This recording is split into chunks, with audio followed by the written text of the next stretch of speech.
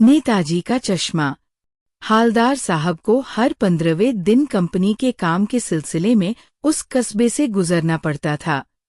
कस्बा बहुत बड़ा नहीं था, जिसे पक्का मकान कहा जा सके वैसे कुछ ही मकान, और जिसे बाजार कहा जा सके वैसा एक ही बाजार था।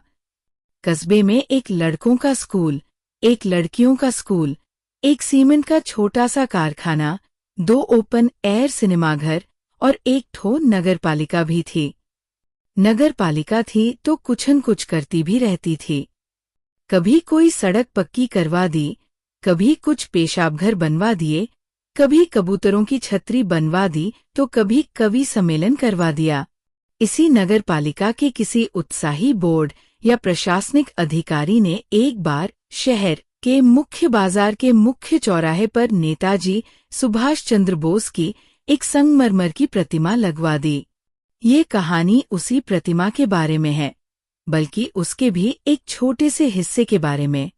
पूरी बात तो अब पता नहीं, लेकिन लगता है कि देश के अच्छे मूर्तिकारों की जानकारी नहीं होने और अच्छी मूर्ति की लागत अनुमान और उपलब्ध बजट से कहीं बहुत ज्यादा होने के कारण काफी समय ऊहापोह और चिट्ठी पत्री में बर्बाद हुआ होगा, और बोर्ड की शासनावधि समाप्त होने की घड़ियों में किसी स्थानीय कलाकार को ही अवसर देने का निर्णय किया गया होगा, और अंत में कस्बे के इकलौते हाई स्कूल के इकलौते ड्राइंग मास्टर मान लीजिए मोतीलाल जी को ही ये काम सौंप दिया गया होगा, जो महीने भर में मूर्ति बनाकर पटक देने का विश्वास दिला रहे थे। जैसा कि कहा जा चुका है, मूर्ति संगमरमर की थी। टोपी की नोक से कोट के दूसरे बटन तक कोई 2 फुट ऊंची, जिसे कहते हैं बस्ट, और सुंदर थी। नेताजी सुंदर लग रहे थे, कुछ मासूम और कमसिन, फौजी वर्दी में। मूर्ति को देखते ही दिल्ली चलो और तुम मुझे खून दो वगैरह याद आने लगते थे। इस दृष्टि से ये सफल और सराहनीय प्रयास था। केवल एक चीज की कसर थी जो देखते ही खटकती थी। नेताजी की आंखों पर चश्मा नहीं था, यानी चश्मा तो था, लेकिन संगमरमर का नहीं था। एक सामान्य और सचमुच के चश्मे का चौड़ा काला फ्रेम मूर्ति को पहना दिया गया था। हालदार साहब जब पहली बार इस कस्बे से गुजरे और चौराहे पर पान खाने रुके, तभी उन्होंने इसे लक्षित किया और उनके चेहरे पर एक कौतुक भरी मुस्कान फैल गई। वाह भई, ये आइडिया भी ठीक है। मूर्ति पत्थर की, लेकिन चश्मा रियल। जीप कस्बा छोड़कर आगे बढ़ गई, तब भी हालदार साहब इस मूर्ति के बारे में ही सोचते रहे और अंत में इस निष्कर्ष पर पहुंचे कि कुल मिलाकर कस्बे के नागरिकों का ये प्रयास सराहनीय ही कहा जाना चाहिए। महत्व मूर्ति के रंगरूप या कद का नहीं, उस भावना का है, वरना तो देशभक्ति भी आजकल मजाक की चीज होती जा रही है। दूसरी बार जब हालदार साहब उधर से गुजरे तो उन्हें मूर्ति में कुछ अंतर दिखाई दिया। ध्यान से देखा तो पाया कि चश्मा दूसरा है। पहले मोटे फ्रेम वाला चौकोर चश्मा था, अब तार के फ्रेम वाला फ्रेम गोल चश्मा है। हालदार साहब का कौतुक और बढ़ा। वाह भई, क्या आइडिया है। मूर्ति कपड़े नहीं बदल सकती, लेकिन चश्मा तो बदल ही सकती है। तीसरी बार फिर नया चश्मा था। हालदार साहब की आदत पड़ गई, हर बार कस्बे से गुजरते समय चौराहे पर रुकना, पान खाना और मूर्ति को ध्यान से देखना। एक बार जब कौतूहल दुर्दमनीय हो उठा तो पान वाले से ही पूछ लिया, क्यों भई, क्या बात है? ये तुम्हारे नेताजी का चश्मा हर बार बदल कैसे जाता है? पान वाले के खुद के मुंह में पान हुसा हुआ था। वह एक काला मोटा और खुशमिजाज आदमी था। हालदार साहब का प्रश्न सुनकर वो आंखों ही आंखों में हंसा। उसकी तोन थिरकी। पीछे घूमकर उसने दुकान के नीचे पान थूका और अपनी लाल काली बत्ती सी दिखाकर बोला, कैप्टन चश्मे वाला करता है। क्या करता है? हालदार साहब कुछ समझ नहीं पाए। चश्मा चेंज कर देता है, पान वाले ने समझाया। क्या मतलब? क्यों चेंज कर देता है? हालदार साहब अब भी नहीं समझ पाए। कोई गिराक आ गया समझो, उसको चौड़े चौखट चाहिए, तो कैप्टन किधर से लाएगा? तो उसको मूर्ति वाला दे दिया, उधर दूसरा बिठा दिया। अब हालदार साहब को बात कुछ समझ में आई। एक चश्मे वाला है जिसका नाम कैप्टन है, उसे नेताजी की बगैर चश्मे वाली मूर्ति बुरी लगती है, बल्कि आहत करती है, मानो चश्मे के बगैर नेताजी को असुविधा हो रही हो। इसलिए वह अपनी छोटी सी दुकान में उपलब्ध गिने चुने फ्रेमों में से एक नेताजी की मूर्ति पर फिट कर देता है। लेकिन जब कोई ग्राहक आता है और उसे वैसे ही फ्रेम की दरकार होती है जैसा मूर्ति पर लगा है, तो कैप्टन चश्मे वाला मूर्ति पर लगा फ्रेम संभवतः नेताजी से क्षमा मांगते हुए लाकर ग्राहक को दे देता है और बाद में नेताजी को दूसरा फ्रेम लौटा देता है।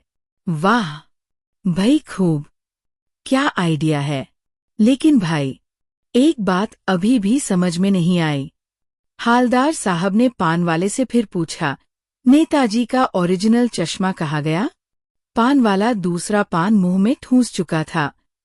दोपहर का समय था, दुकान पर भीड़ भाड़ अधिक नहीं थी। वह फिर आंखों ही आंखों में हंसा, उसकी तोन थिरकी, कत्थे की डंडी फेंक, पीछे मुड़कर उसने नीचे पीक थूकी और मुस्कराता हुआ बोला, मास्टर बनाना भूल गया। पान वाले के लिए ये एक मजेदार बात थी, लेकिन हालदार साहब के लिए चकित और द्रवित करने वाली।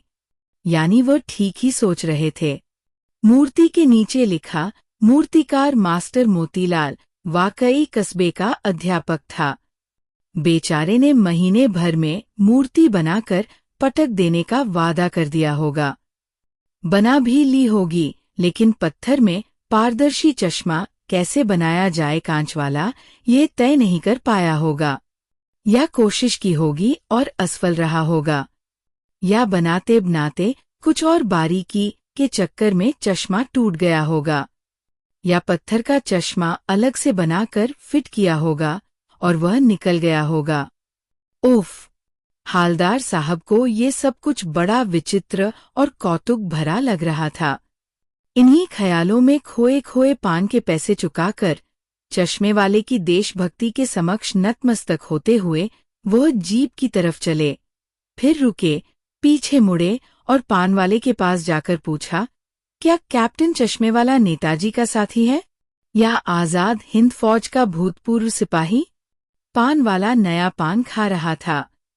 पान पकड़े अपने हाथ को मुंह से 1.5 इंच दूर रोककर उसने हालदार साहब को ध्यान से देखा, फिर अपनी लाल काली बत्ती सी दिखाई और मुस्कराकर बोलानी साहब, वो लंगड़ा क्या जाएगा फौज में? पागल है पागल। वो देखो, वो आ रहा है, आप उसी से बात कर लो, फोटो वोटो छपवा दो उसका कहीं। हालदार साहब को पान वाले द्वारा एक देशभक्त का इस तरह मजाक उड़ाया जाना अच्छा नहीं लगा। मुड़कर देखा तो अवाक रह गए। एक बेहद बूढ़ा मरियल सा लंगड़ा आदमी सिर पर गांधी टोपी और आंखों पर काला चश्मा लगाए, एक हाथ में एक छोटी सी संदूकची और दूसरे हाथ में एक बांस पर टंगे बहुत से चश्मे लिए अभी अभी एक गली से निकला था और अब एक बंद दुकान के सहारे अपना बांस टिका रहा था। तो इस बेचारे की दुकान भी नहीं, फेरी लगाता है। हालदार साहब चक्कर में पड़ गए। पूछना चाहते थे, इसे कैप्टन क्यों कहते हैं? क्या यही इसका वास्तविक नाम है? लेकिन पान वाले ने साफ बता दिया था कि अब वह इस बारे में और बात करने को तैयार नहीं। ड्राइवर भी बेचैन हो रहा था, काम भी था। हालदार साहब जीप में बैठकर चले गए। 2 साल तक हालदार साहब अपने काम के सिलसिले में उस कस्बे से गुजरते रहे और नेताजी की मूर्ति में बदलते हुए चश्मों को देखते रहे। कभी गोल चश्मा होता तो कभी चौकोर, कभी लाल, कभी काला, कभी धूप का चश्मा, कभी बड़े कांचों वाला गोगो चश्मा, पर कोई न कोई चश्मा होता जरूर। उस धूल भरी यात्रा में हालदार साहब को कौतुक और प्रफुल्लता के कुछ क्षण देने के लिए। फिर एक बार ऐसा हुआ कि मूर्ति के चेहरे पर कोई भी कैसा भी चश्मा नहीं था।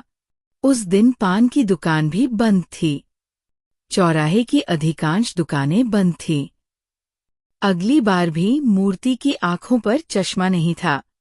हालदार साहब ने पान खाया और धीरे से पान वाले से पूछा, क्यों भई, क्या बात है? आज तुम्हारे नेताजी की आंखों पर चश्मा नहीं है? पान वाला उदास हो गया। उसने पीछे मुड़कर मुंह का पान नीचे थूका और सिर झुकाकर अपनी धोती के सिरे से आंखें पोंछता हुआ बोला, साहब, कैप्टन मर गया। और कुछ नहीं पूछ पाए हालदार साहब। कुछ पल चुपचाप खड़े रहे, फिर पान के पैसे चुकाकर जीप में आ बैठे और रवाना हो गए। बार बार सोचते, क्या होगा उस कौम का जो अपने देश की खातिर घर गृहस्थ ही जवानी जिंदगी सब कुछ होम देने वालों पर भी हंसती है और अपने लिए बिकने के मौके ढूंढती है। दुखी हो गए। 15 दिन बाद फिर उसी कस्बे से गुजरे। कस्बे में घुसने से पहले ही ख्याल आया कि कस्बे की हृदय स्थली में सुभाष की प्रतिमा अवश्य ही प्रतिष्ठापित होगी, लेकिन सुभाष की आंखों पर चश्मा नहीं होगा, क्योंकि मास्टर बनाना भूल गया और कैप्टन मर गया। सोचा, आज वहां रुकेंगे नहीं, पान भी नहीं खाएंगे, मूर्ति की तरफ देखेंगे भी नहीं, सीधे निकल जाएंगे। ड्राइवर से कह दिया, चौराहे पर रुकना नहीं, आज बहुत काम है, पान आगे कहीं खा लेंगे। लेकिन आदत से मजबूर आंखें चौराहा आते ही मूर्ति की तरफ उठ गईं। कुछ ऐसा देखा कि चीखे, रोको। जीप स्पीड में थी। ड्राइवर ने जोर से ब्रेक मारे। रास्ता चलते लोग देखने लगे।